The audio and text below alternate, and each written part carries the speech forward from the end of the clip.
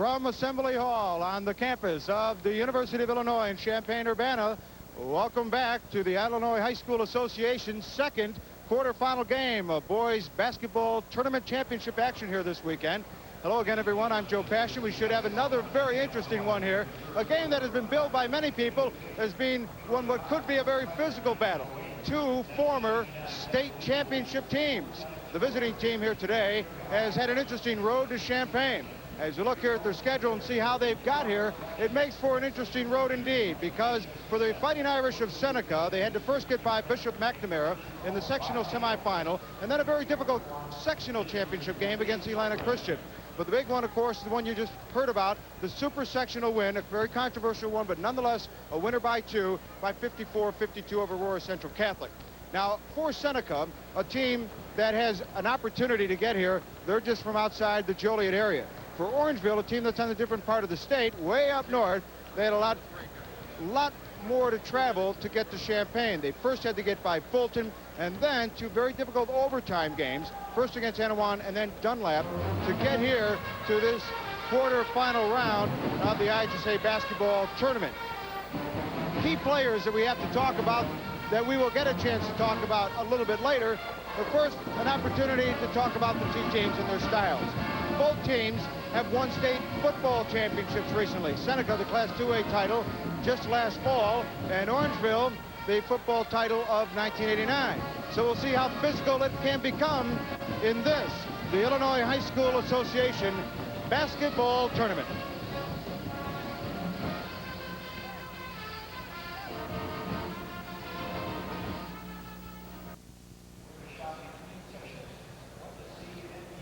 Another packed house here at Assembly Hall for round 2 of the quarterfinals. We're very privileged to have handling the play-by-play here in game 2, Jim Alberg from the Quad Cities. And again, analyzing the ball game for us, Greg Sterrick. Thank you, Joe. One team is in. Who will the next one be? Will it be Seneca or will it be Orangeville? If it's Seneca, one man who will have a lot to do with it is Mark Aubrey. He can shoot on the fly from anywhere, 28 points a game. He is an opposition's coach's nightmare. Well, he's their leading scorer at 28 points per ball game, and he does. He lights it up for anywhere on the floor. He likes to put it up from the perimeter, but they're ball club. They run and shoot. They like to play up and down and up-tempo type of a ball game, but don't be surprised even if you see Aubrey inside, because he can score from the inside as well from the outside. And another thing that Aubrey will do when the defense comes out to get him, he'll go inside. He's got a quick first step. He'll dish it off. He can make assists with the best of them. Well, they're not only an outside ball game, they're also an inside ball club too. So don't think they're just going to live from the outside. They may kick it inside also. And when they go inside, they'll go to Brett Larson. Now, as we talk about Orangeville, we have to start with the big guy, 6'7" Brian Hildebrand. A lot of people never heard about him because he's up there tucked away near Wisconsin, but he could be an all-stater in a big market. He scores 24 points a game, brings down 11 rebounds, a great post player. Well, that's the difference in the ball club. They're going to go inside. They're going to kick it inside to Hildebrand. He leads them in scoring at better than 24 points per ball game. He's your classic postman down low on the inside. Got a quick drop step, likes to get it up on the glass. They look to him to score points, but also defensively, he really gives them a lift on the inside. Seneca coach Doug Evans standing by with Joe Passion. Joe? All right, Jim, thanks very much. Doug, you look at a ball game like this, you get out with your life in the super sectional. The kids become more relaxed now, and how do you hope they'll come out of the gate in this one? Well, I'm sure they're a little bit nervous, but I think after we get up and run up and down the floor a couple times, they'll get the jitters out and be ready to play basketball. Everyone's talked, though, about football. These two former state football champions. Will this be a physical game in your mind? Yes, I think it'll be a physical game. You know, there's a lot on the line, and the kids are going to be as aggressive as the officials will let us be, and I think it'll be a great ball game. Congratulations on being here. Wish you best of luck out there. Thank you. Appreciate it. All right, back over now to Jim and Greg. Thanks, Joe. Talking more about Orangeville, they have a guard that on the outside you look at him and you think, well, maybe not. I don't know how he gets it done, but that's what he does. He gets it done. His name is Matt Hazard, and he opens up that inside game for Hildebrand. Hazard's not the greatest three-point shooter in the world. He hits about 3 out of every 10, but they always seem to come at crucial times. Well, don't give Hazard any daylight from the outside. The guy's not afraid to step up and take the big shot. If the inside game's not there, they look to Hazard. He's a nice little penetrator, too. Looks to dish on the inside, but I like the guy. He steps up and looks for the big shot, so don't be surprised if he looks out there, looks inside, and then all of a sudden drains a 3 on you. And there's a lot of great stories amongst these 8 teams who made it to the Elite 8, maybe one of the greatest. this team, Orangeville, was trailing Dunlap by 11 points with less than 1:40 remaining in the game. They're here. Dunlap is not. That's what you call a comeback, isn't it? They came back within 11 points. I think the actual time was 1:38 on the clock. They were able to come back, and it was a big victory for them. And now let's throw it to our partner, Joe Passion. All right, thanks very much, Greg. We talked about how physical, Brian, this game might be. Are two football teams going to play a lot of basketball here today? Well, I hope it's more of a basketball situation than football. Seneca's a great team. They're playing very well, and they just got some great kids that we're going to have to keep a close check on. Mark Aubrey's a great player. We're going to do a great job on him. Have a great game out there, Coach. We'll see you at halftime. All right, we'll go for it. Thank you very much, Brian Benning, the head coach of the Orangeville Broncos. And now back over to Greg and to Jim. Today's second quarterfinal game just moments away. One of your network sponsors is the Toyota Dealers of Illinois.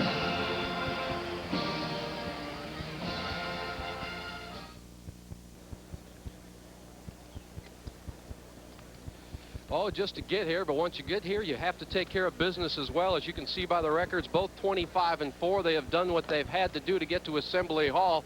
What will they do now? That is the question. Let us check some of the matchups in today's game.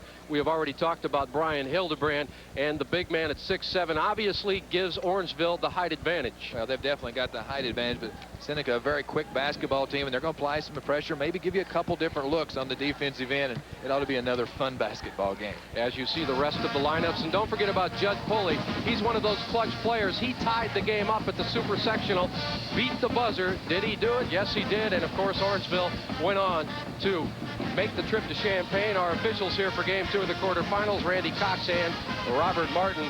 And I don't want their job. I don't want their job, Greg. You don't have the right kind of shirt on either. Let's take a look at some of the team statistics as we wait for these two teams to go to their respective benches. You look at the shooting, Orangeville 50% from the floor, Greg, and that's attributed highly to Mr. Hildebrand, who shoots 64% from the floor. But again, we're talking about shots 8, 7, 6 feet within the basket. Well, you got to deliver the basketball to the big guy inside when he's in a scoring position, and that's what they do an excellent job of. They get it inside, and Hildebrand shoots 64% from the field. But the other percentage that I like, look what he does at the free throw line. They're going to send him to the line. He shoots 83% from the line. He's been to the line 179 times, but he's knocked down 149. So the big guy shows you right there that he's got a nice touch inside. They look to score points down in that paint area. Don't like to score from the outside, but the guy that I like is Matt Hazard, the other captain of the ball club. They look to him. He really gives them a lift. He's a motivator on the floor. You'll see him dive after loose balls. You'll see him get it all done. One thing a big postman has to have is patience. He has to wait for the pass to come on down there. That's what Hildebrand does. He does not get frustrated. He'll go from one side of the lane to the other. He'll wait for the inlet pass, and he won't start shoving. He's very under control player. Well, he's just an outstanding talent. He's an excellent basketball player. This is an opportunity for him to showcase his talents to the people throughout the state of Illinois. Well, we're just about set. Let us now go to our public address announcer, Steve Adams, for a look at today's starting lineups in the second game of the quarterfinals. Junior Chad Esger. Number 5, a 5'9" senior Greg Punky. Number 12, a 5'9" junior Dan Matson. Number 22, a 5'9" junior David Punky. Number 24, a 5'11" junior Guy Solzberger. Number 30, a 5'9" senior Steve Erickson. Number 34, a 6'1" senior Steve Reynolds. Number 40, a 5'10" junior Darren Bediger. And number 52, a 6-foot junior Sherman Ryder. And now let's meet the non-starters from Orangeville. Number 11, a 6-foot junior Rob Hoyle. Number 12, a 5'10" junior Chris Cahoon. Number 13, a 5'8" junior Brent Schleter. Number 23, a 5'7" senior, Josh Town. Number 40, a 6'2" senior, Brian Jordan. Number 52, a 5'11" junior, Andy Davis. Number 53, a 6'3" junior, Jason Harnish. Number 54, a 6'2" junior, Mike Winger. And number 55, a 6'3" senior, Brad Ills.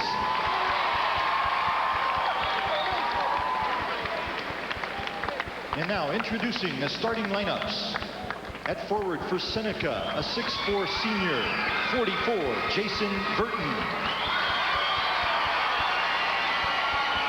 At forward for Orangeville, a 6'1" senior, 32, Jamie Kleckler.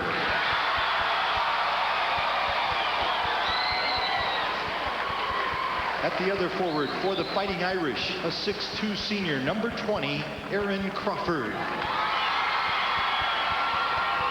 And at the other forward for the Broncos, a 6' senior, 42, Judd Pulley.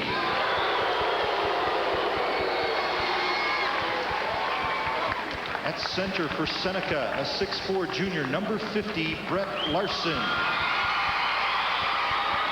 And at center for Orangeville, a 6'7" senior, 44, Brian Hildebrand. At one of the guards for Seneca, a 5'10" junior, number 42, Jason Aubrey. And at one of the guards for Orangeville, a 5'9" senior, number 14, Aaron Olson. At the other guard for Seneca, a 6'2" senior, 32, Mark Aubrey. And at the other guard for Orangeville, a 6' senior, 35, Matt Hazard. And now let's meet the coaches. First for Seneca, assistant coaches Joe Robinson, Gordy Kirkman, and Kirk Houchin. And the head coach in his 8th season is Doug Evans. Assistant coaches for Orangeville, Greg Lincecum, and the head coach in his 4th season is Brian Benning. And now, the ball's ladies and going up gentlemen, in the 1 official. minute. One of your network sponsors is Sivagagi. With the Class A boys tournament, a lot of major college coaches are here at Assembly Hall this weekend to scout some of the talent, what could be future major college talent, including a Hall of Famer who's out in the audience. We don't want to get into any names, but it's real interesting to hear from Jim and Greg how the major college coaches look for some great talent out of this tournament. Orangeville, the smallest school in the Elite Eight, with an enrollment of 151 against Seneca with an enrollment of 392. Jumping center, of course, Brian Hildebrand against Jason Burton, and we are underway in Game 2 of the Class 1A quarterfinals, live from the University of Illinois Champaign. That's where they want to go, to Hildebrand, and that is not why, as he came up short. The rebound comes down to Burton. We'll see that all afternoon. Long jumper is on its way by Mr. Aubrey, but not there. So both teams come up shy of their first trip, and you're going to have 2 or 3 trips down to just get into sync. You need to get the jitters out a little bit. Both of the marquee players missed their first shots of the ball game, but don't be surprised to see it go right back inside to Hildebrand. He's their bread and butter guy, and they like to kick it inside, and that's a big part of their offense. Also won't shoot a lot unless you dare him. He likes to work it inside. That's 2 for Judd Pulley.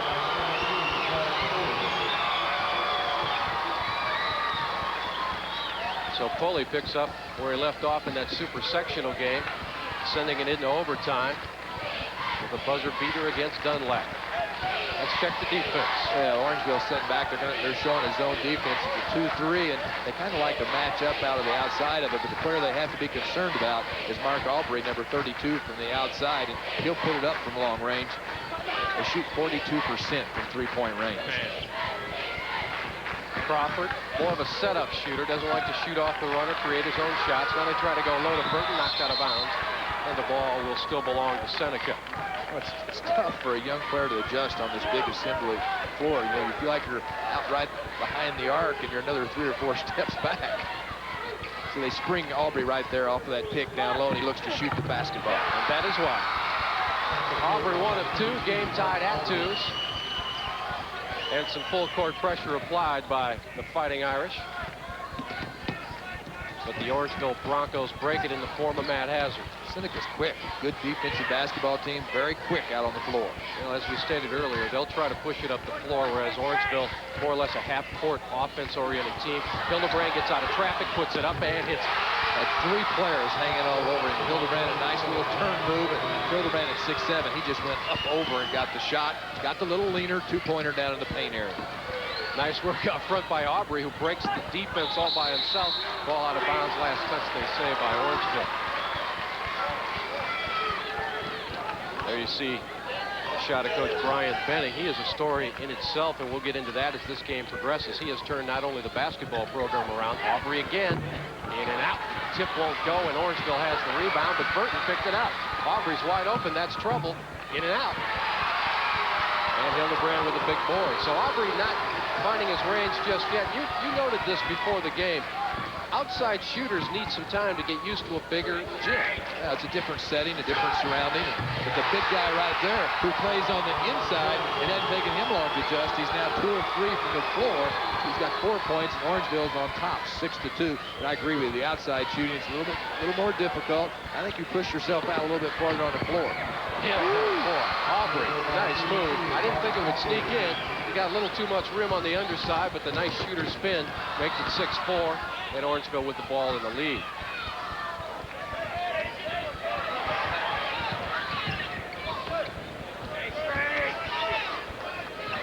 Looking for you-know-who, but this time the ball was overthrown. The defense is just collapsing inside on him. Someone's going to have to shoot it from the outside.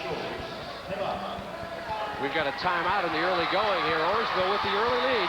6-4. One of your network sponsors is Country Companies. A special ticket plan made available to every IHSA member school, the schools of the Illinois High School Association. We are glad you have joined us on the IHSA television network on this Friday afternoon. A lot of folks, of course, along press row here. Many, many radio stations, as you can tell, all trying to describe the same play at once. Can you imagine? I'm sure it won't be described the same way either. That's right. Mr. Aubrey leads his Seneca Fighting Irish up court.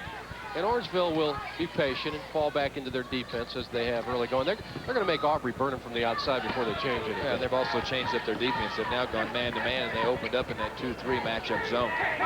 Crawford with a pass inside, and Aubrey will get it off, but he will also go to the free throw line after being fouled there. It's a case there where Aubrey went on the inside and posted up, and you'll see Aubrey flash the post area right there. So quick with the basketball, and throws it up. And likes to spend a little time at that free throw line. Shoots 73% from the line on the year. Aaron Olson picked up the personal for Orangeville, the first of the game.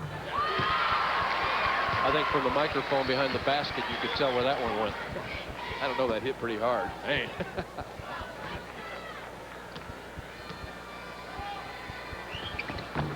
This one, though, shy, and Hildebrand with a rebound. Hazard bringing it up, and now he'll be pinched. Gets rid of it nicely. Kleckler all the way along the baseline, but it's too short. Hildebrand's there, and he'll go back up and hit it. Nice rebound that time by Hildebrand. Comes in the ball game, averaging over 11 rebounds per ball game. So that time a nice offensive board, got the 2-pointer. And when you're a big man and you get the ball inside, don't be kicking it back up. Just take it back up. Especially when you're built like Hildebrand is. Inside Burton, and he got it. Oh, Burton up over Hildebrand that time for the 2-pointer.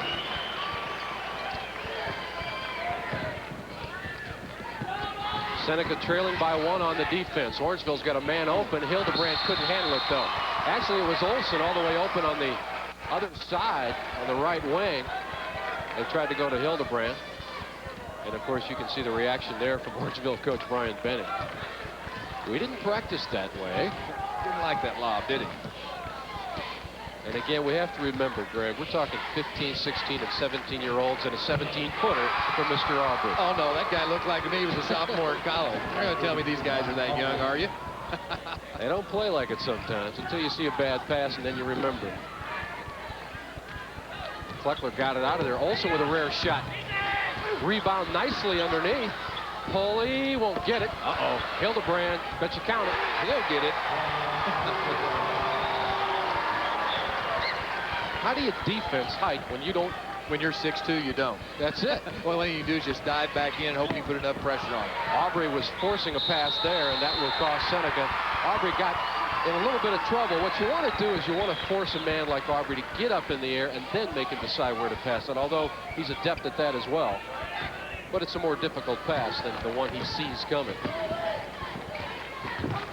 Hazard methodically brings it up again. Kleckler will do the honors. Ooh, Olsen had to hurry for that one. Hildebrand triple team. And out of there with it comes Aubrey. All the way down, baseline jumper. That won't go. Olsen with the rebound. Not a wise shot because there was nobody there to rebound. Seneca did a good job, though, last time down the floor. And Hildebrand, they pushed him out a little bit farther away from the basket. Hazard had an idea, but was taken away by Larson, who jumped up defensively. They're daring Olsen to shoot. Burton's just locked up inside on Hildebrand, too. Of course, Jason Burton is 6'4", 180, and Mr. Hildebrand is 6'7", 210. Jumper baseline. Hazard not there. Rebound, Aubrey. Aubrey, of course, has a brother who plays in this lineup. Nice pass underneath, and that's the brother, and that's two. Speaking of the brother, there's Jason for the two-pointer. And Seneca has taken their first lead of this contest, 11-10. We still have a minute 36 remaining in the first quarter. Kleckler to Hildebrand. Nice defense as Crawford came all the way down and slapped it away just as Hildebrand was going to get his mitts on it and undoubtedly go up for two. Three-pointer, not there. Rebound fought for, and Pulley wins it. Judd Pulley's only 6 foot, but he's one of those bulldog players. Mark Aubrey's not bashful out there either, is he, about shooting the basketball?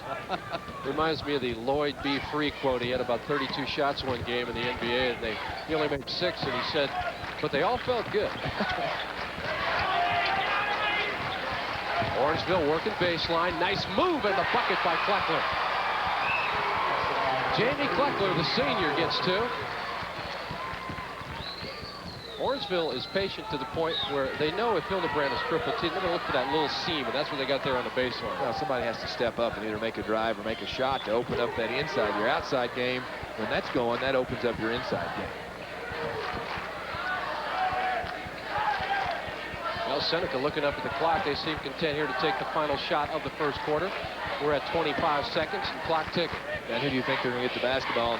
Somewhere, Aubrey's going to get his hands on the basketball. When he gets that clock down to about 8 or 9, look for him to just take it one-on-one. Yeah, they're putting all their players back, 4 of them down on that baseline area, and look for him to go one-on-one. And here we go, here we go. Probably take it with 5 seconds, so the possibility of a rebound exists.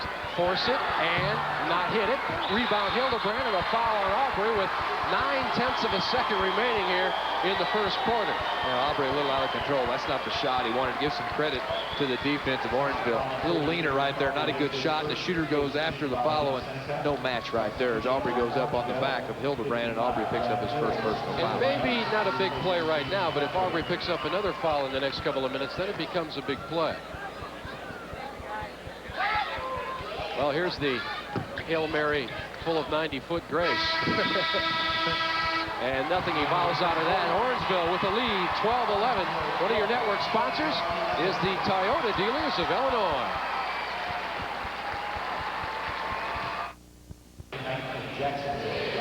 Two weeks ago, the Seneca Lady Irish basketball team was here in the state finals. Now they're up in the stands cheering the boys, and with good reason. You see, 2 weeks ago when the girls were playing basketball, the boys basketball team was also down here. But they had the football jerseys on the sideline as cheerleaders. And now they're just repaying the boys back for their support. Thus far, it seems to be working. Back now over to Jim. High school spirit, you can't put a price on it. It's the same as it was in 1990 if it's a good school as it was in 1940, isn't it? No, it's not only a dream for the players to get here, but it's also for the towns. All their people come out and just rally around this March Madness. A good one in the first ball game. McLeansboro was a winner. We've got a good one going right here. Aubrey kicks it over to Crawford. First quarter shooting stats, 50% for Orangeville, 45% for Seneca. One statistics we'll keep an eye on is the rebounding. Aubrey from about 20. That's a confidence builder right there. That's a 3. I'd give him 3.5 on that one. And Seneca leads at 14-12 now, thanks to the stroke from Mark Aubrey, the senior, who is being looked at by several Division I schools. Hazard doesn't want it. Neither does Foley. The defense, though, looking at Sagan back inside. 3 guys on Hildebrand on the inside. He's got one in front and back and one on the side. And now we've got a foul inside as they tried to get in front of Mr. Hildebrand, and Jason Burton looked like the man that was called for the personal. See the defense right there. 3 players on the inside just bottling up Hildebrand. There's the foul right there, the personal foul on Jason Burton. A little push and a little shove, but Hildebrand might as well get used to that. They're going to be in there all afternoon. Oh, wide open was Foley off the inbounds pass. That's one thing as a coach you never want to see. You never want to see the opposition get the ball in under the basket for the lay-in. Never. But it happened. And it happens, and it will continue to happen someday. Aubrey again for the lead. Not this time. Game stays tied at 14 as Hildebrand clears it out of there.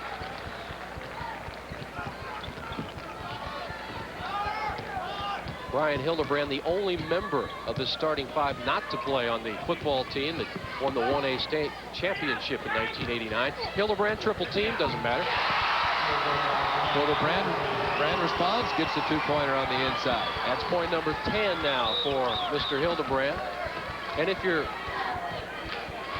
Coach Doug Evans, you just hope you can hold him to maybe 25 or 30 and let everybody else take care of business. Well, right now, Aubrey and Hildebrand both have 10 points each. Brett Larson, number 50, with the basketball. They like to get it inside to him when they can, but so far that has not been opening up. Jason Aubrey with the hanger. Ooh, nice leaner right there. A little hang time for him. Got the 2-pointer. So the other Aubrey is on the board. Jason only a junior. Mark, his brother, the senior. Brad Ills in the game, and he'll fire right away. Hildebrand with a rebound and a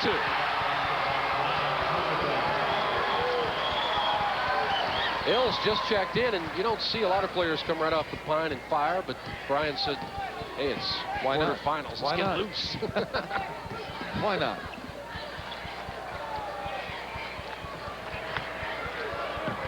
Aubrey on the wing. Nice pass underneath, and it will count as Burton got the pass. Nice and the look. 2. Yeah, nice look inside that time. Kind of a little wraparound pass. Some defensive pressure. Matt Hazard hasn't taken a 3-point shot yet, and the reason why is that Hildebrand has 12 points. They don't need to open it up. Now he'll pull up from 18. Didn't get the shooter's roll. Well, a good check out, though, by Burton to keep Hildebrand off the glass. As Brett Larson brought down the rebound. Aubrey again off the glass. It'll count. He'll go to the free throw line. He just picks his way through. A quick first step, too. Nice first step move that time by Aubrey, and then he gets up on the glass, kisses it off the glass for the 2-pointer. Aubrey, a good look right there. So quick with the basketball. Slides in between right there, gets up on the glass, right in between Hazard on the play, and gets the 2-pointer. Yeah, Hazard got over there thinking, all right, charge. Then when he looked to his right, he was gone. Aubrey was gone. It's gone. 2018, and now Aubrey will try to get his 13th point of the game and give the Fighting Irish a 3-point lead, but the free throw is short. He's missed 2 in a row. Very unlike him from the free throw line, coming in near 75%. Again Hazard. This time, again the same result as last time, coming off to the right. Seneca with a chance to take their biggest lead. Aubrey kicks it out to Crawford. He's a good set shooter, but not this time. Rebound, though, comes down nicely to Jason Aubrey. Mark Aubrey. Hildebrand with a rebound. And now we've got an injured player in the backcourt. It looks like Mark Aubrey took a shot to the nose, but he'll come back up. Olsen doesn't want it. 4 minutes remaining here in the first half with Seneca up by 2. Whoever advances here will play McLeansboro tomorrow morning, and we'll bring it to you right here on the IHSA television network. Jamal Brecht and Greg Sterrick with you right now. Dick Lutke standing by to call game 4 tonight. Brian Ills again. Too much rim. Rebound nicely by Aubrey. Aubrey says it's only a nose, no problem. I can fix this later. Three-point attempt. Where he had to worry about it would have been his arm. It wasn't his arm. Aubrey will rebound, back the other way, springs up, leaps in the air, knocks down another three. And Seneca now enjoying a 5-point advantage, 23-18. Well, Aubrey came in averaging 28. He now has 15. And right now, Orangeville needs to slow it down a little bit and get the ball into number 44, Brian Hildebrand, if they can. He's double teamed. Now they get it into him. Nice catch. Reverse. No. Did what they had to do, just didn't get it done. Aubrey's looking like a man full of confidence right now. And he takes the wing, pulls up, 17-foot. Ooh, he's on fire now. He's starting to sizzle. And we've got a timeout on the floor. Orangeville calls the timeout. The American Dairy Associations of Illinois and Wisconsin, one of your network sponsors. Coming in, we knew it would be a battle of leading scorers. Seneca, of course, brought in Mr. Aubrey, but Orangeville brought in Brian Hildebrand, who was 6 of 9 from the field with 12 points and 9 rebounds. But as of late, it's been a little quiet underneath the glass for the Broncos. Well, they've been collapsing down inside on Hildebrand, but he has responded with those 12 points, 12 of the 18 points. But the last 3.5 minutes, it's been all Seneca. They've scored 7 unanswered points, and for Aubrey, he's got 17 of the 25. Into the ball game, Steve Erickson for Seneca. He wears number 30. Aubrey has checked out. Hildebrand also out for the time being. Hazard needs the jumper, doesn't get it. Good screen out by Crawford. He stayed right with his man, put his backside into him, and said, I'm not going toward the hoop, and you aren't either. With Mark Aubrey on the bench, then they let Jason Aubrey, they let him run the show from that point guard position. Larson off the glass. They went low post in. Brett Larson got it done, and suddenly Seneca starting to pull away a bit, 27-18. And a steal out front. Kicked up court, now back court. Who's got it? They call traveling. They call traveling, but a good effort by Steve Erickson, who got down there on the pines. He tried to push it up court. Had he done that, they might have gotten the break underway. Well, and Hildebrand hadn't been in the ball game for the last 2 possessions for Orangeville, so look for him to check, very quickly, and here he comes. They played long enough without him, didn't they? Well, 2 possessions. You can't go long without the person who guided you down here, that's for sure. But it's one of those egoless teams. They all seem to be pretty even-tempered as far as who's doing what. Foley, left alone, doesn't want it. Kleckler does. He really needs it and gets it. Big basket right there. Jamie Kleckler ends the drought for Orangeville, and it's now 27-20. Seneca with the ball and the advantage. It went about 4 minutes without a basket, so that was a big one for Kleckler to step up and knock that one down. And we don't need to tell you folks at home, that usually decides these kinds of games. A little drought like that can cost you because you have so much to make up. Ooh, Larson was faking a three-pointer. Just faking. Well, he took 20 of them this year, so he's not a total stranger. Nice kick-out pass. Larson gets it back up top. This is Erickson. If you're Seneca now, you can take your time. Mark Aubrey, of course, our leading scorer. On the bench, and almost a steal, and now almost an over and back, and it is a steal. Hazard one-on-one. Nice move. Nice slap-away move. Nice play by Jason Aubrey. Just stripped the basketball. Very heads-up play that time on the defensive end by Jason Aubrey. That went back and forth in a hurry. In about 8 seconds, 5 people had their hands on the ball. Down to 35 seconds, as you can see in the right corner of your screen. Seneca playing for a 9-point lead, or maybe a 10 with a 3. Oh, Larson is going to try. What do you got? There's your man right there. Larson stepped up, gets his 21st three-pointer of the year. Brett Larson makes it a 10-point Seneca lead. And now, of course, Orangeville will play for the last projectile of the first half. Better hurry. 6 seconds. Hazard. They don't want it in the corner with 4 seconds left. They don't want it there. Now they want it out to Foley, and he gets it. I thought that was going down. It looked like everything was right except a little too much iron on the back. And Seneca has the lead, and Orangeville has some talking to do here at the half, because that man you see there, Brian Benning, in his 4th year with 85 wins for Orangeville, has to go into the locker room and say, we've got to stop Mark Aubrey. Well, Aubrey had a big first half at 17 points. It was a 12-2 run in that final 3.5, 3:45 of the second quarter that really has given Seneca this advantage, a 10-point advantage at halftime, 30-20. On the other side of the ledger, Hildebrand needs to get involved a little more on the offensive end. Well, the man who's leading this game by 10 at the intermission is standing by with Joe Passam. Joe?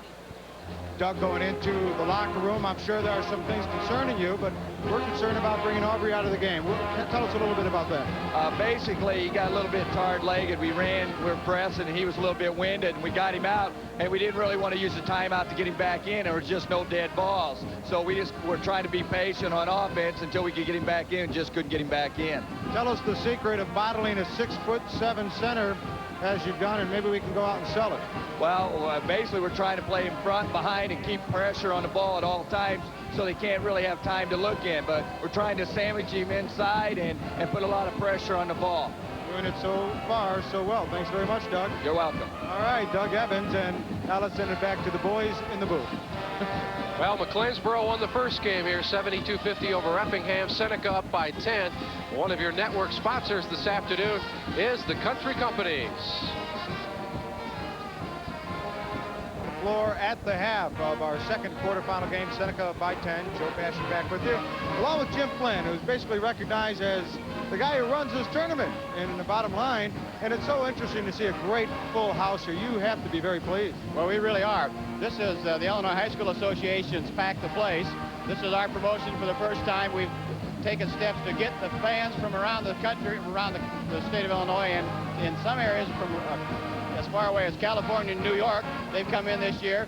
Pack the Place has worked at our local levels in our high schools during the regular season. Some of our schools have even tried it during the regionals and the sectionals. Here at the state tournament, I have a hunch this afternoon we'll top 14,000, and tonight I think we'll have more here in the Assembly Hall than what we're having this afternoon.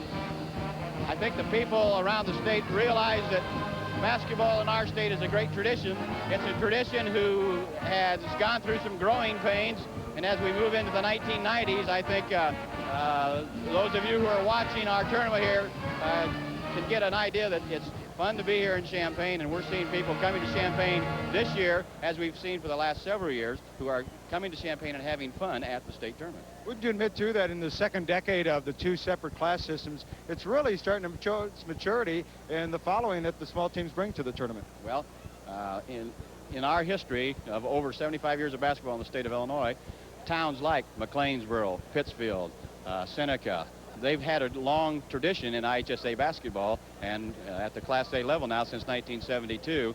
I think we've developed a unique following for basketball in our small schools, and I think it's manifested itself this year. For the last 4 years, we've stressed that we want to have families come back to the high school ball games during the regular season and then during the state tournament. We're seeing more and more families here at the state tournament. That's got to be good for basketball because it does two things. It exposes mom and dad and the kids to the state tournament, and it gives the kids something to shoot for.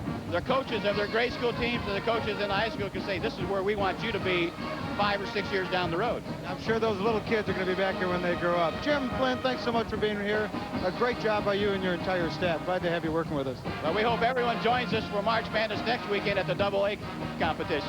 That should be a lot of fun, too. We'll talk more about that later, but first let's talk with Jim and Greg.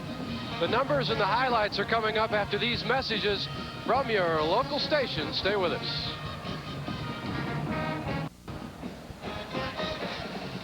The Fighting Irish from the Interstate 8 Conference are leading Orangeville by 10. Those are the numbers, but now let us take a look at some of the reality on the floor as we go to the highlights. And, of course, you start every highlight with Orangeville, or seemingly so, with Mr. Hildebrand. Well, Hildebrand's a go-to guy down low inside. The big guy at 6'7", nice little turnaround jumper on that baseline. Stays with a shot nicely. Nothing but the bottom of the net for Hildebrand. Now we talk about Mark Aubrey. Let him do the talking. Oh, he's quick, just slides in between two defenders right there, up on the glass, figures out a way to go in. Two-pointer that time for Aubrey, 2 of his 17. Sometimes the best offense that Orangeville can have is just putting it up on the board and letting Hildebrand go get it. Well, the big guy can do that job. He averages over 11 rebounds per ball game right there. A nice stick back for the big fellow, Hildebrand. But that's only 2, and this one coming up is worth 1 more.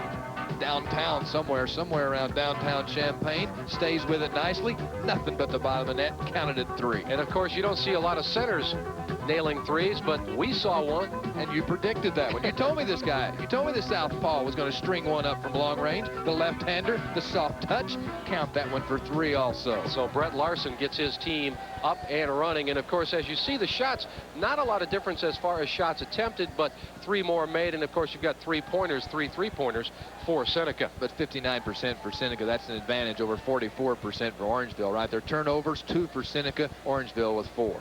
I wonder if Seneca has gotten the tempo they desired coming in yet. You have to wonder. But at any rate, they've gotten the result they've wanted so far, thanks to Mr. Aubrey with 17 points, and nobody in any foul trouble either. No, Larson checks in with 5, Jason Aubrey with 4, and Burton gets 4. To answer your question, I think Seneca loved the way this pace was played. It was an up-tempo basketball game. That's the way they like to play. Scoring leaders for Orangeville. Hildebrand on the inside, 12 points, does not have a foul. 4 for Pulley, and Kleckler with 4. Hildebrand needs some help. Somebody needs to string some up from the outside to open up that inside game for Orangeville.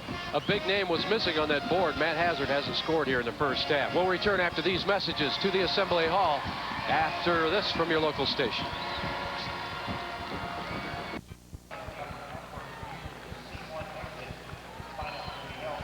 Now let's go to Joe and Coach Brian Benning of Orangeville. Joe? With Coach Benning shooting 44% from the field in the first half, obviously your inside game's going to need to improve. Tell us about the adjustments at halftime. Well, we got to do a better job on Mark Aubrey, first of all. I mean, he's just flat out killing us. He's doing a great job. He's a great player. We're going to have to try to deny him the basketball a little bit better, because once he has it in his hands, he's been unstoppable the first half. We just got to do a lot better job on him, and we just got to do a little bit better job offensively of some other players got to step up. They're looking so much to Brian inside that somebody else got to step up, show some leadership, and has got to take some initiative offensively for us to open things up for him. All right, Brian, best of luck in the second half. Back now over to Jim and Greg. Key word there, leadership. Every coach looks for it on the floor. Some coaches are lucky enough to get 2 or 3 people who can do it, but you have to have at least one person take over. Well, someone's got to step up. I agree with the coach completely. Somebody's going to step up and hit some shots from the outside to open up the inside. Matt Hazard comes in averaging 11 points per ball game and really struggled in the first half offensively. And Kleckler, who inbounds, has a very large wrap on that right thigh, something that may have occurred during the super sectional game. And we'll see how he manages around that injury. Orangeville looking for some offense. Olsen trying to provide it. Not there. Rebound, though. Pulley back up and in. Big rebound. Good start for Orangeville. Pulley on the offensive glass. Gets a nice little stick back inside. Mark Aubrey, who didn't play the last 2 or 3 minutes of that first half. He was running up and down the floor, scoring all those points.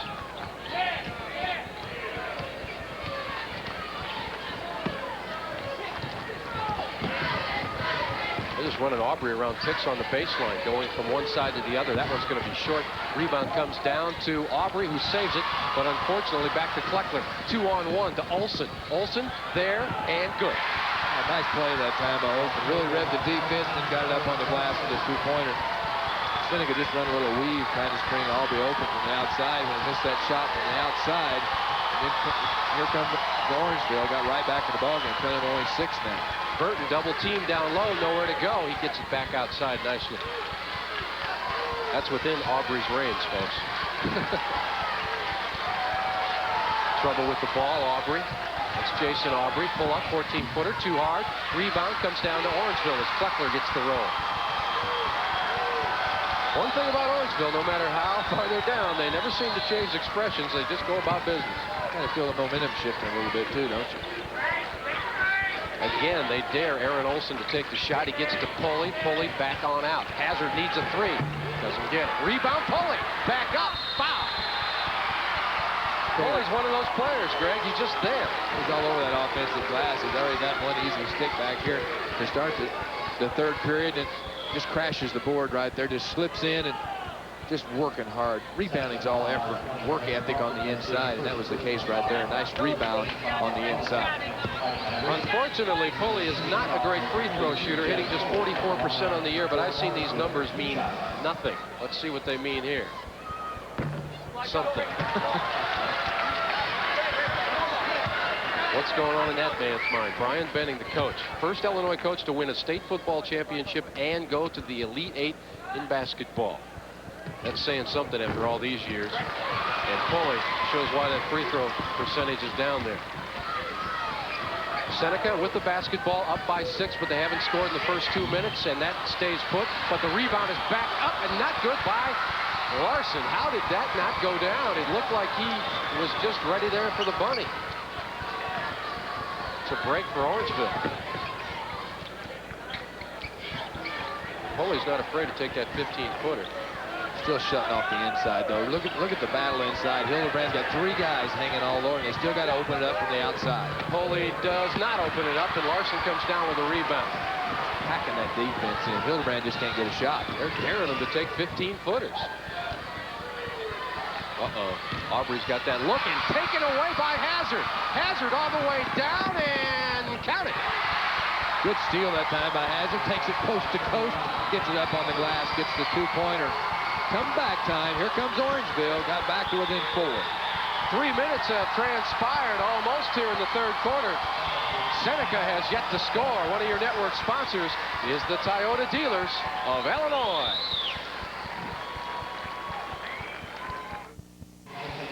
It was 30-20 at the break, but in the third quarter, Orangeville has knocked down 6 points. Seneca has yet to score. And let me remind you, this broadcast is copyrighted by the Illinois High School Association and Cost Broadcast Sales Incorporated. No portion or portions of this broadcast may be reproduced without the written permission of the Illinois High School Association. Seneca inbounds to Aubrey. Aubrey is 0 for 1 in this half. Again, the man with the basketball has 17 first half points.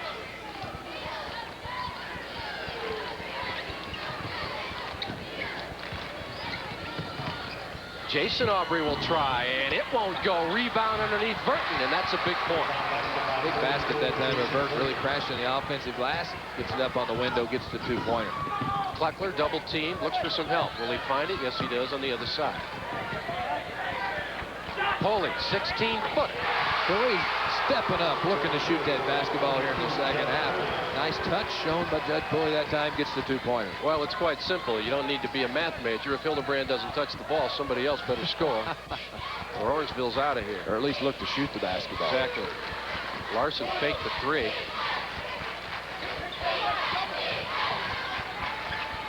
One brother to the other. You think brothers go home and talk basketball all night?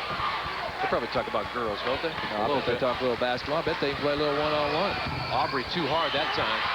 A rebound lost out of bounds, but they give it back to the Broncos. It looked for a minute that Pulley might have lost that one. He was being contested, but I didn't see a hand slap it. As you see Coach Doug Evans in his 8th year with 115 wins. And Seneca in a 1-2-1-1 zone press, looking to double team out of that press. Orangeville looking to cut this ball game down to 2 or maybe 1 with a 3. Pulley inside, didn't like it. Hazard way outside, no good. Look at the screen job they did on Hildebrand. Well, Burton's just taking Hildebrand out of the game. You always talk about the offensive players. You have a tendency to overlook what a job someone's doing on the defensive end. And Jason Burton's drawn the assignment of checking Brian Hildebrand. And doing an excellent job of early in the ball game. Hildebrand got off to a quick start. He scored 12 of the first 16 points. But from that point on, he's been very, very silent. You talk about a great screening job defensively. That ball went out of bounds without anyone touching it. Seneca had every man screened. Long cross-court pass. Crawford now up top to Burton. Well, Aubrey's going to try to create something, but doesn't like what he sees. He's going to look at that Orangeville zone now. 1-2-2 in effect. Up top is Larson.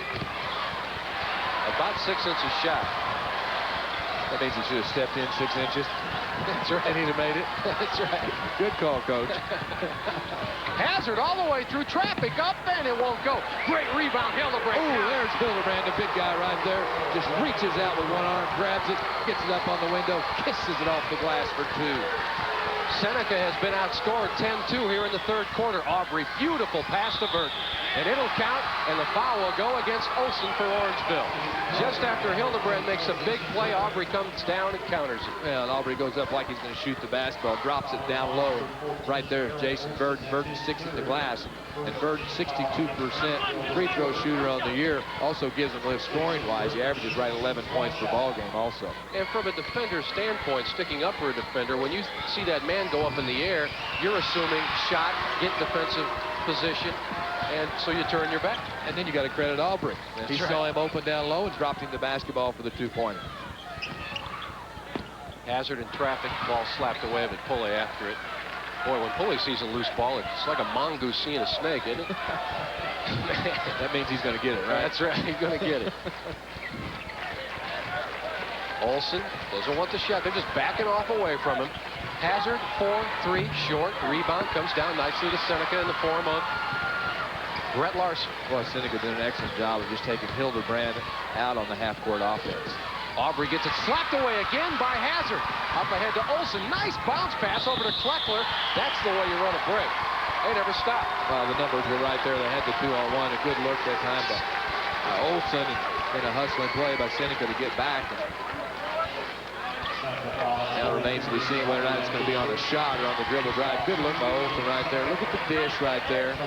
Going strong to the glass is Jamie Kleckler, and Kleckler's fouled on the play. And I think he's going to go to the free throw line and shoot some free throws. I think he was shooting the basketball, wasn't on the dribble drive. And he is at the line to shoot 2. Orangeville shoots 64% from the free throw line on the year.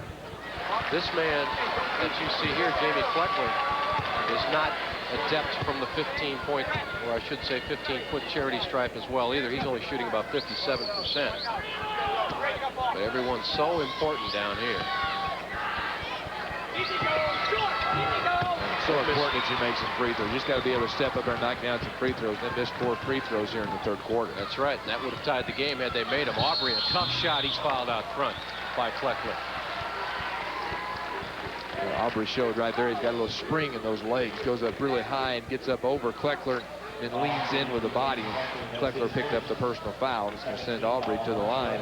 Aubrey on the day, 1 of 3 from the stripe, 17 points. All 17 of those came in the first half. These officials can almost put their whistles away. There's only been a total of 5 fouls in the entire game.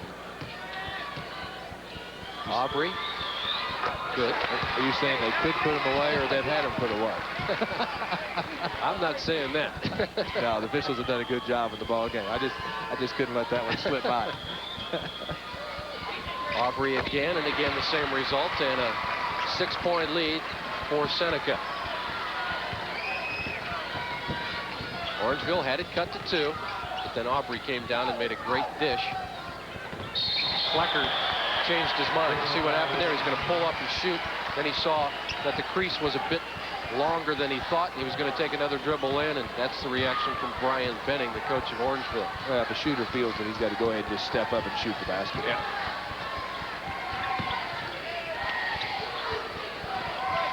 Oh, a bad pass, but nobody was looking for Orangeville as they were all defending their men. Now down low to Vert.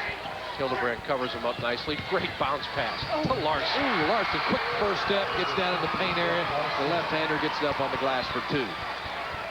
Well, Orangeville's got to get it back together now with just over a minute remaining in the third quarter as Seneca taking control again, leading by 8. Hildebrand with a rare pass. And he touched the basketball. When he touches it on the half-court offense, usually turns and scores. See what happened there? Seneca didn't have time to set up their half-court defense, and that's why Mr. Hildebrand was open. Hildebrand now with 16 points in the contest, and Seneca more than likely playing for the last shot unless they get a freebie. Well, Hildebrand 8 of 11 from the floor. Not a surprise though, he shoots 64%. Will Orangeville be down by 6? Will it be 8? Or will they take it away and go on down and cut it to 4? Let's see. Or 9. Don't be surprised. Aubrey might want 3.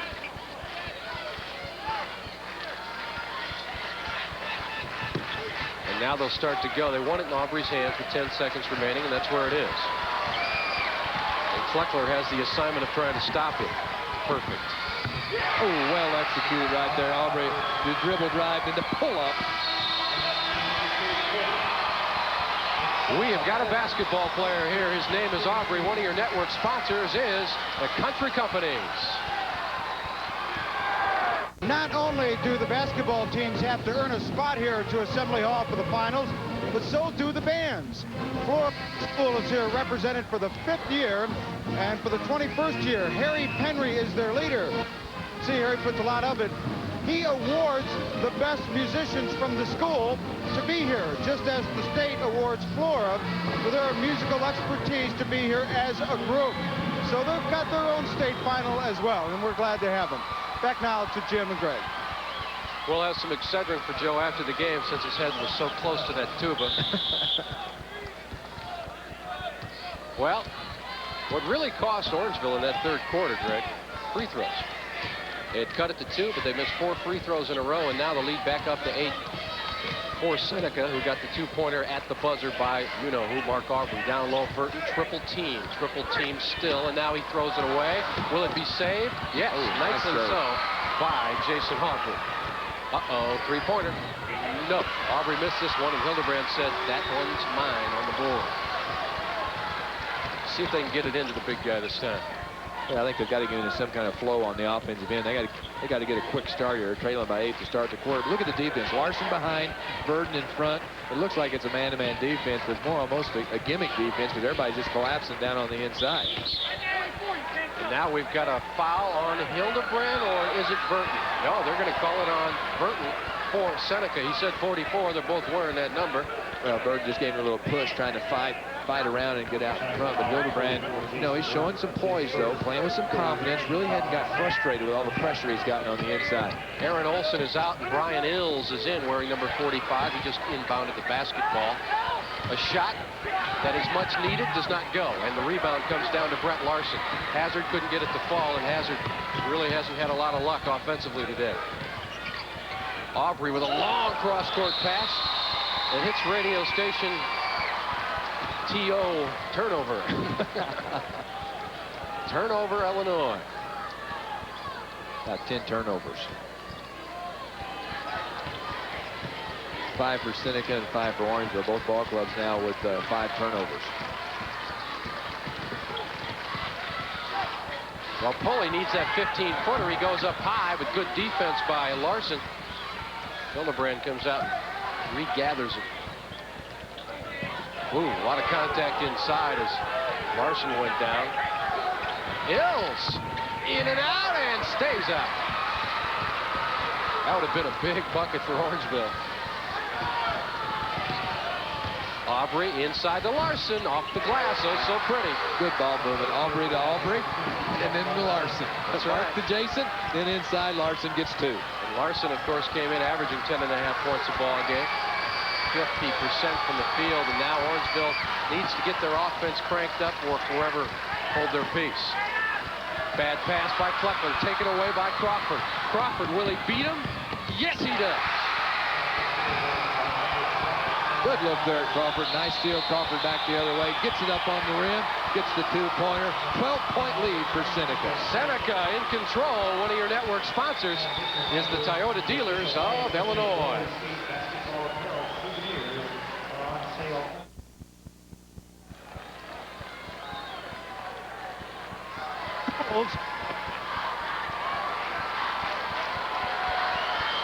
We are back at the Assembly Hall with Seneca 44-32. We'll remind you one important thing.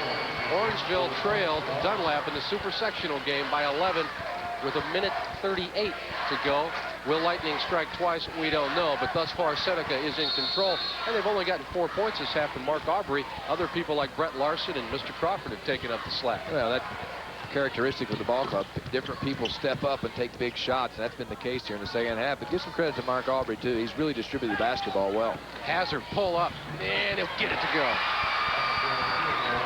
And Hazard had to shake Aubrey on that one. They were going at it defensively and offensively, and Hazard sprung free for a much-needed bucket, not only for his team, but for his own confidence.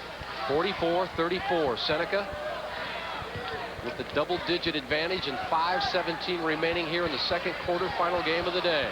And Orangeville went 3 minutes and 45 seconds without a basket, so that was a big basket right there. It kind of broke the ice. Ills comes out and tries to force Jason Aubrey's hand. Good defensive play by Olson, but Aubrey comes back and gets it. That's a mark of a good player. Make him look bad and come back. Ooh, and now it's kicked away. Picked up by Burton. Burton, triple team, gets it back out, and that's a turnover as it goes between the legs of Aaron Crawford. That's a hard place to catch a pass, believe me, when you have to go down there that quick.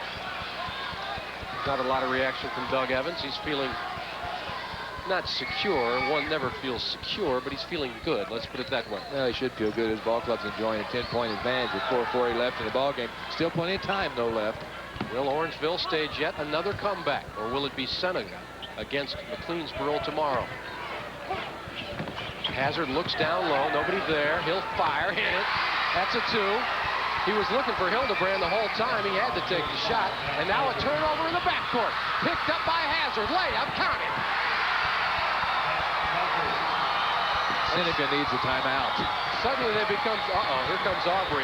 3-on-2. Aubrey pulls up and doesn't get it. We've got a whistle and a foul. Olson is on the deck. And what will be the call? It looks like it will go against Orangeville. Aubrey with the basketball right there. Shot goes up by Aubrey, didn't look inside. There's a push on the inside. From the replay, it looked like it went against Seneca. We'll check it. But first, we're going to break for one of your network sponsors. This one, Country Companies.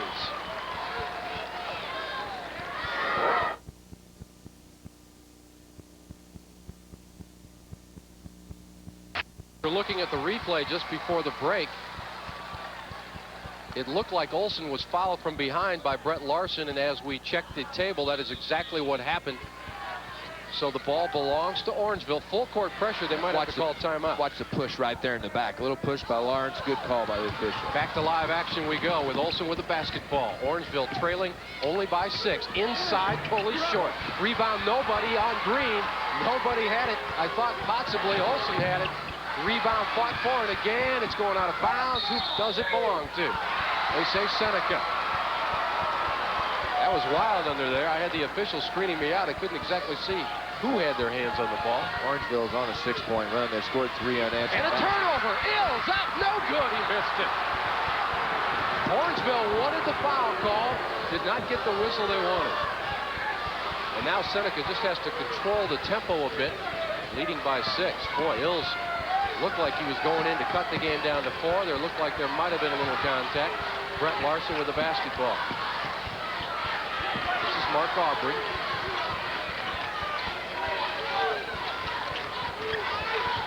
They're just waiting for somebody to break open. Actually, what they're waiting to do is see that clock go down a bit more.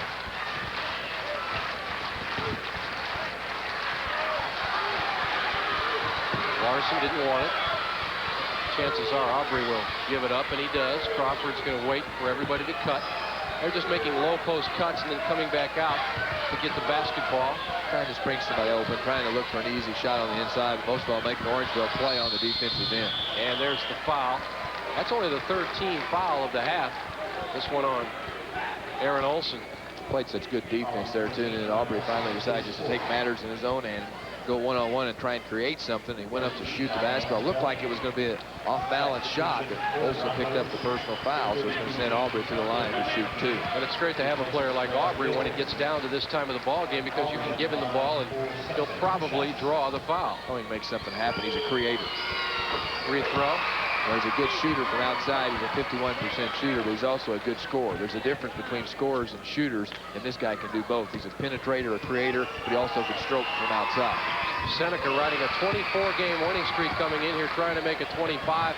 Of course, as we noted earlier in the broadcast, their first time ever in the Elite Eight, and the way this is going, unless Orangeville comes back, it'll be their first time ever in the quarterfinals and the semifinals. Orangeville trying to make something happen offensively. Still pass to Pulley. Pulley passes it up. Olson will take it from 14. Foul underneath, and the whistle will go against Seneca. Still good defense on the inside. They just can't spring Hildebrand open. Just not enough Hildebrand on the offensive end. But you got to credit the defensive effort of Burton on the inside and also Lawrence. Those two guys are really getting it done inside defensively. That's the difference in the ball game. Talk about Aubrey's points, and he's been outstanding with 21 points. But I love the way those two guys are playing defense inside. As soon as the ball does go inside, then you're seeing Seneca just dive back inside, just bottling up Hildebrand. Duly noted. The aforementioned Hildebrand you see there at the free throw line. He's a great free throw shooter. 83% on the year. You don't see a lot of big men with the stroke from the charity stripe, but this is one of the exceptions to the rule. And it's a 6-point ball game. Still plenty of time for Orangeville as they apply full court pressure. Aubrey will try to break it, and he does so nicely up to Crawford, and suddenly there's a 2-on-1, but Seneca is more concerned about clock than points right now.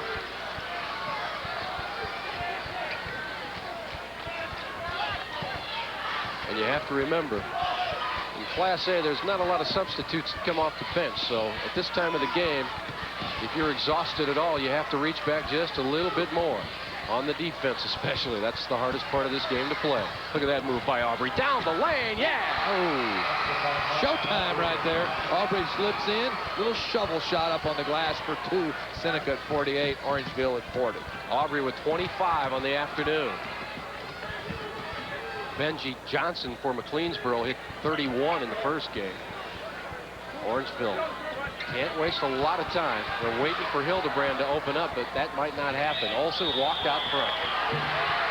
See, they're very unsure on the offensive end. They wanted to go inside to Hildebrand. No one wanted to step up and shoot the basketball. You're making a comeback. You're making a run at him. Somebody's got to step up and show a little courage and shoot the basketball from the outside. Time's running out for Orangeville. One of your network sponsors is the American Dairy Associations of Illinois and Wisconsin. Elusive might be one word to describe Mark Aubrey. Here he lulls the defense to sleep. I did that quick first step, and he just blows right by Olsen on the play. Little hang time, gets it up in the air, and you talk about Aubrey being a creator, a penetrator. That's both, a creator, a penetrator, and then a finisher right there. Aubrey with the 2-pointer. Seneca with the ball, virtue of the turnover. And the full court pressure applied by the Broncos. Bad pass. That's going to be picked off, and it is. Oh, and now it suddenly goes back to Seneca. That was a break because that was not a good inbounds pass. Aubrey has his hands on it, and I'm sure Coach Doug Evans feels much better about that. Now, Orangeville has another foul to give before Seneca goes in the bonus situation. So we'll inbound again. It was a good foul. They didn't get the steal. You got to go for the foul. If you're playing catch-up basketball, you're trailing by 8 with 1 minute and 20 seconds to go. That's about all you can do. Go for the steal and then go for the foul. They had the foul to give. A nice play that time by Orangeville. Waits and finds Crawford. Somebody's open, and it's Aubrey, and that's not good, but they shut him off along the baseline. Compliments of Hildebrand. Good decision, though, by Mark Aubrey. Turned down the shot. He had the open jumper, but turned it down. They're going to hold the basketball. They're going to keep the ball in his hands because that's the guy they want to go to the free throw line late in the ball game. 1 minute remaining here in the second quarterfinal game. Actually 1:01, and now we go to the free throw line. And the foul on Matt Hazard. And I just want to reflect a minute before we go to the free throw line. I watched some of these kids walk down the catacombs down here. Let's go to the stats first. Free throw percentage, that's the players are on the floor for Seneca. And look, they're all good. 62, 62, 63, and 67. Mark Aubrey, 73. So as a team, they shoot 68% from the line. Crawford is there now. But getting back to that point, you look at those faces, those young faces, 16 and 17-year-olds, and they're walking down to play in the biggest game of their life. And you have to wonder what's going on behind the face and how many of us never had a chance to get that feeling. That's like a character builder, isn't it? Yeah, I think it would be.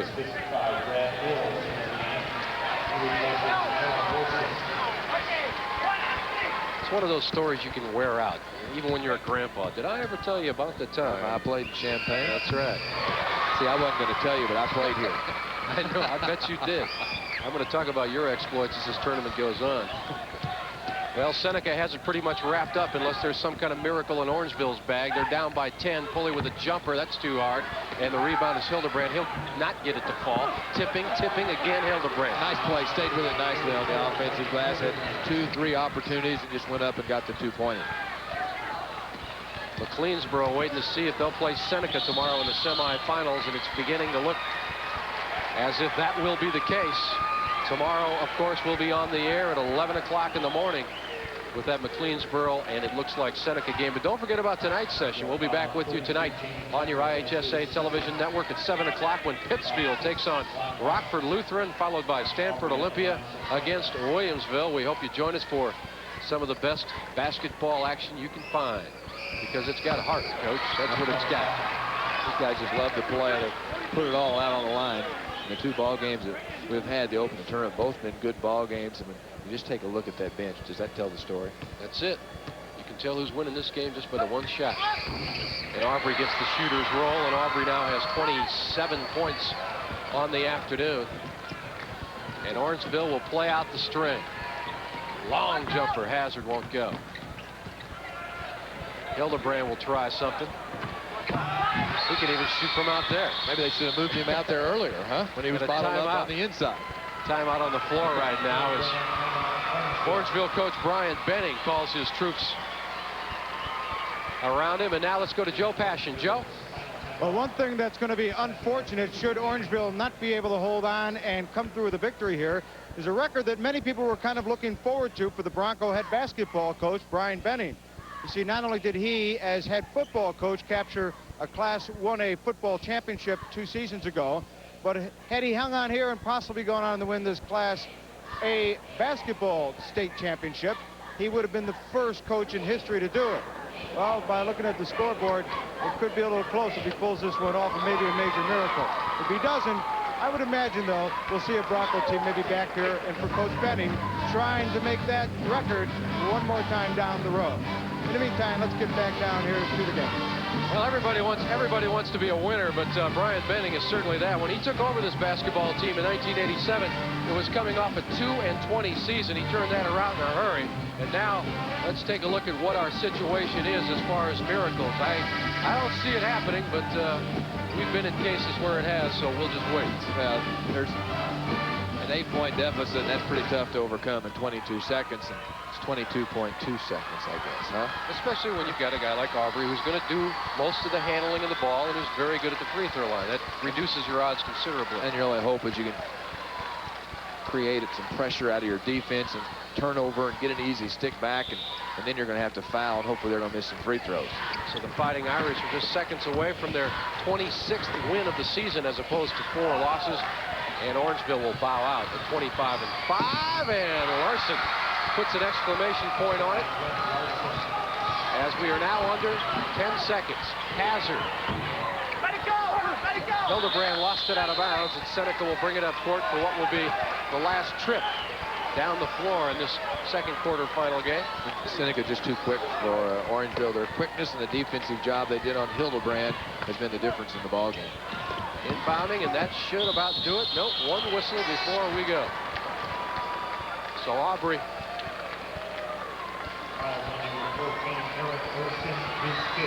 Aubrey will march to the free throw line, and we'll see some substitutions now, possibly from both benches.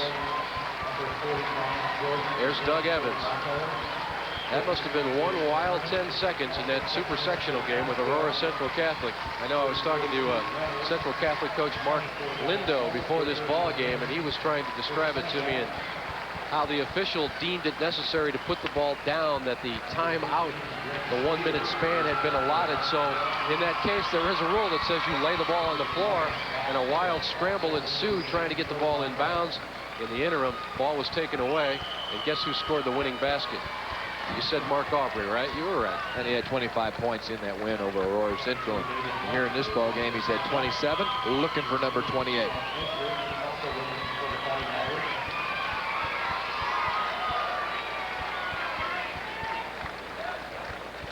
There we go. Bonus down here. Straight up. Straight up. So Orangeville ends their year.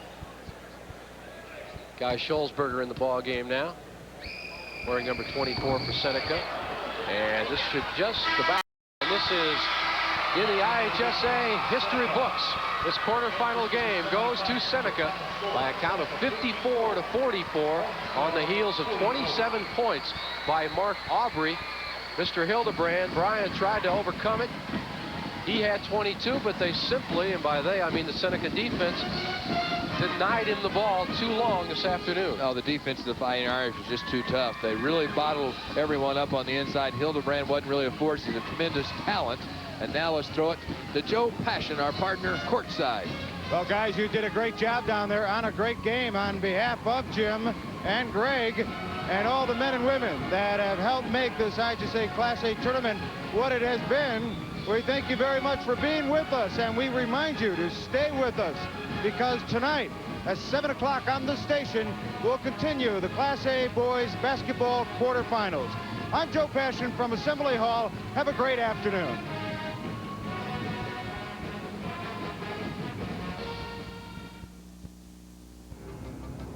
This tournament telecast has been brought to you by, for more than 20 years, Country Companies Insurance. You've got the country behind you. The dairy farmers of Illinois and Wisconsin remind you to enjoy real dairy products. Look for the real seal in your grocer's dairy case. And the Toyota dealers of Illinois. I love what you do for me, Toyota.